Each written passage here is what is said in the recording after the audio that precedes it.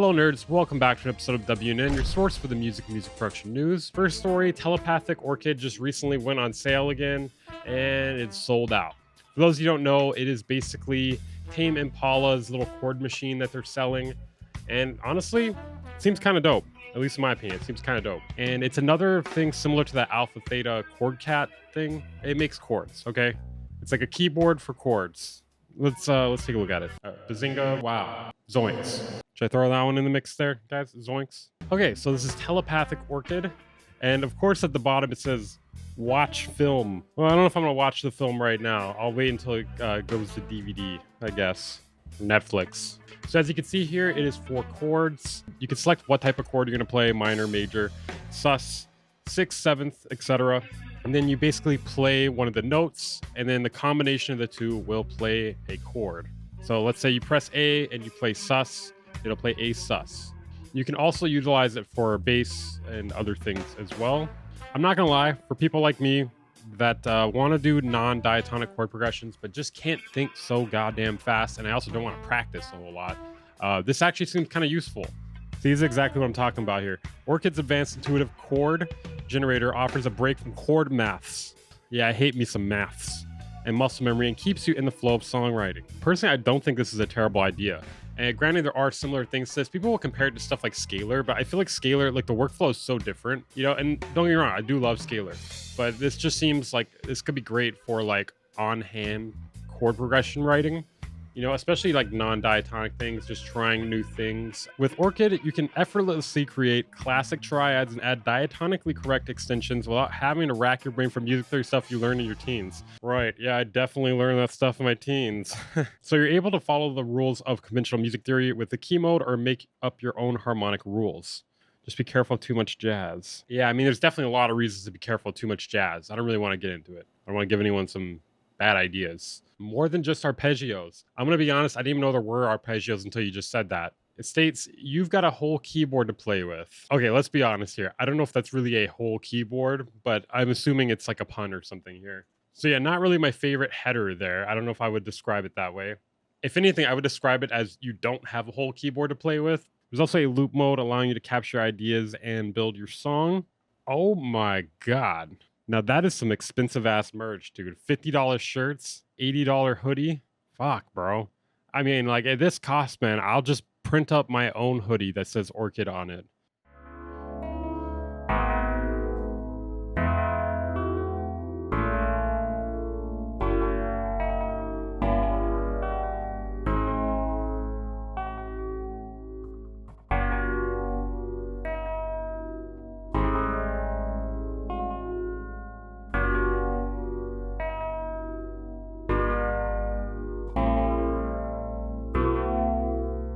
I mean, gotta say, bazinga. I don't know. I've been throwing that in here lately. I was like, I say wow too much. Who the fuck says bazinga? Zoinks.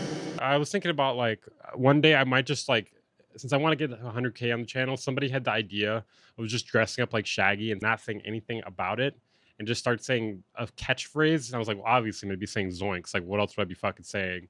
Like one day I might just show up and do that. I might just do that and say nothing about it. People are gonna be like, is he okay?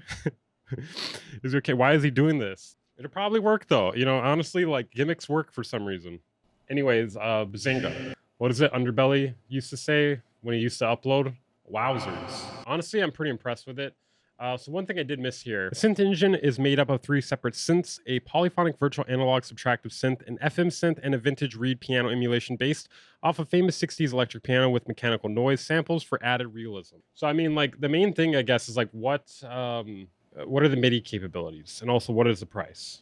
Oh my fucking God. You guys thought the Alpha Theta chord cat was expensive? Yeah, you ain't seen shit. Yes, you can also connect it via USB-C and MIDI. Okay, this is apparently how you purchase it. So yeah, it's $549.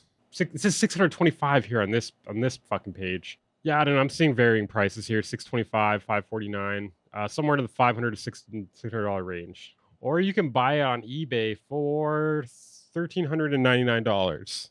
Oh, never mind. It's sold. Someone bought that. That's crazy. In our next story, EWAN BRISTOW is cooking up something pretty interesting. I gotta say, this guy stays pretty busy. He's usually making these plug data patches. For those of you who don't know, plug data is a framework that allows you to load plugins basically. They're not your average sort of plugin, but basically you load a patch. So this will be out for free pretty soon. It functions as a phase blur and a phase lock to a fundamental tracked oscillator. Let's hear what that sounds like, because I don't know. I don't exactly get it.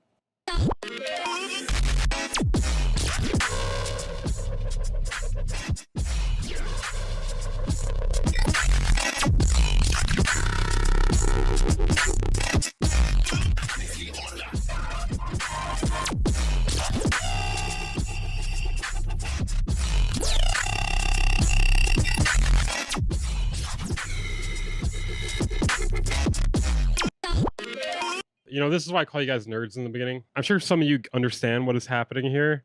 I don't exactly. I understand it has something to do with phase. I understand what phase is. And I believe it's locking it to like one of these oscillators here. Don't really get it. Don't really get what it's used for. I'm sure someone gets it, and I'm glad to help. It'll be out for free pretty soon.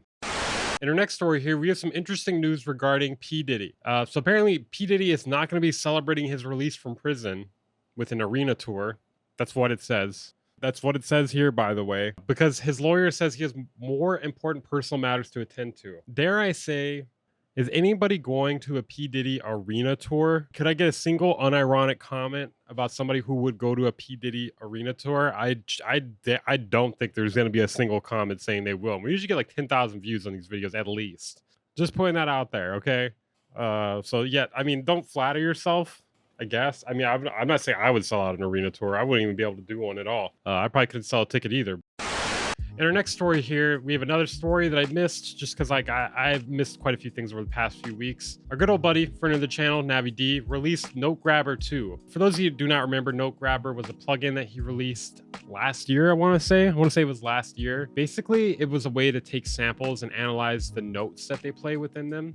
Especially for like more complex samples, that's what it would be useful for. Basically, he released a free update for it, so if you already have it, you can go get that now. There's also a free trial for it if you want to try that out. Get all the notes from your sample with accuracy. Build ideas that work, finish more beats. So you can see every note with the sample mapping.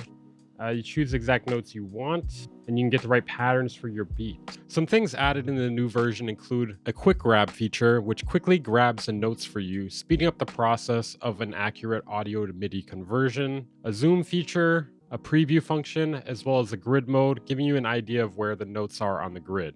So there's like a table here comparing NOTEGRABBER 2 on your own audio to MIDI tools. And it's actually giving you like the real deal here. You're actually being critical of their own thing here, which you very rarely see. It says it takes a few extra clicks than audio to MIDI tools. But they state that every note is accurate. I will say they do have a lot more green here than the other one. It is $69. So I guess like at least by reading the reviews here, it seems like people are using it to build chords around samples, quickly grab baseline ideas or even melodies from a sample.